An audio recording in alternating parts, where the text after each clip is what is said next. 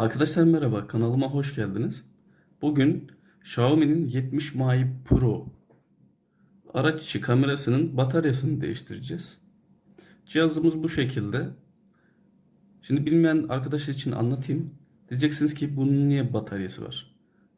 Arkadaşlar özelliği şu.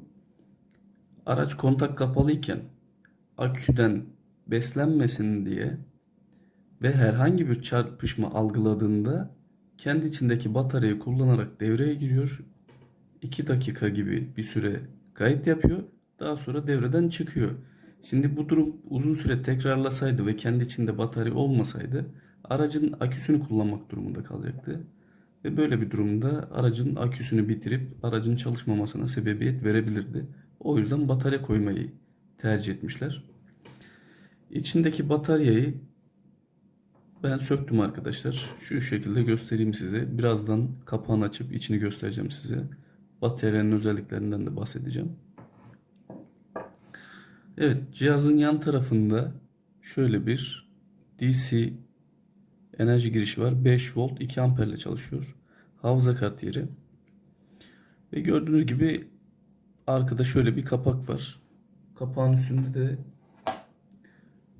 şöyle bir etiket var arkadaşlar. Bu etiketi söktükten sonra iki tane vida tutuyor. Vidayı da söküyorsunuz herhangi bir saatçi tornavidasıyla. Sonrasında kapak çıkıyor. Dediğim gibi bu orijinal bataryanın soketi şuraya bağlıydı. Bunu yerinden söktüm. Ee, Bu arada bunun etrafında bir de şöyle bir plastik PVC vardı. Plastik PVC koruma. Üstünde zaten HMC 1450 ve 500 miliamper olduğu yazıyor arkadaşlar. Şimdi bu gördüğünüz plastiği ve şarj devresini yerinden söküp Çin'den aldığımız yeni bataryaya montaj yapacağız. İyi seyirler.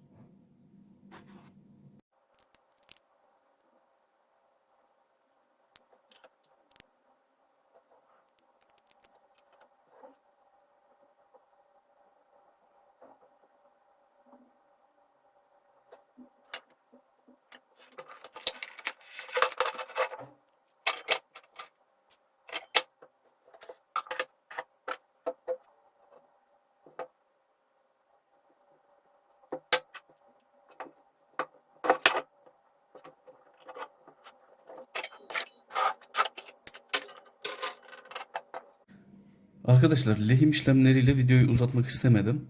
Özetle göstereyim. Bu içinden çıkan orijinal batarya. Bu da değişimini yaptığımız ve Çin'den sipariş ettiğimiz muadil parça. İkisi de aynı. Şöyle göstereyim. İkisi de aynı arkadaşlar. Bir miktar ton farkı var sadece. İkisi de kapasitör. Pil. Şimdi burada lehim yaparken dikkat edeceğiniz konuyu size göstereyim. Odakladı sanırım.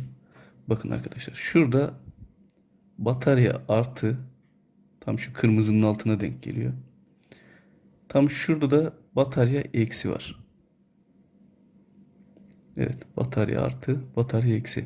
Bunları şu gördüğünüz pilin artı kutbuna batarya artıyı bağlıyorsunuz.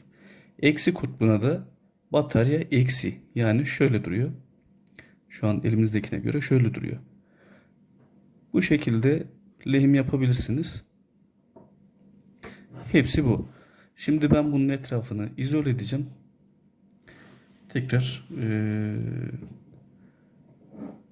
kameramıza yerleştireceğim.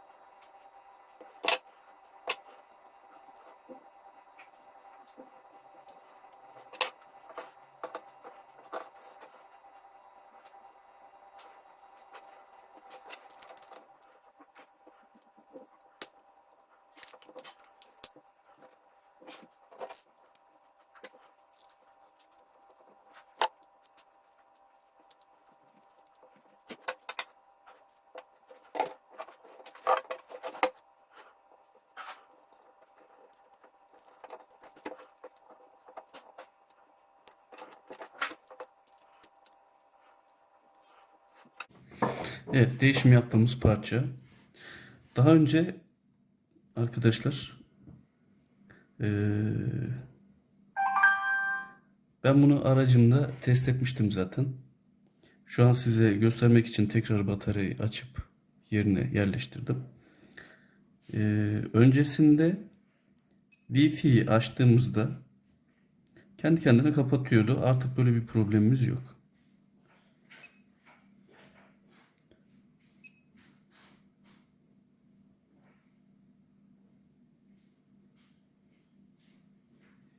Evet, şu an Wi-Fi açıldı. Gördüğünüz gibi kendini kapatma problemi yok.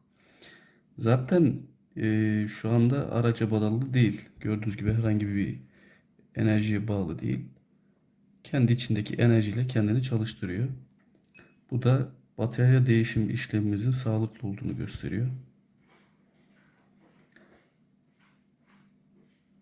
Bu video buraya kadardı.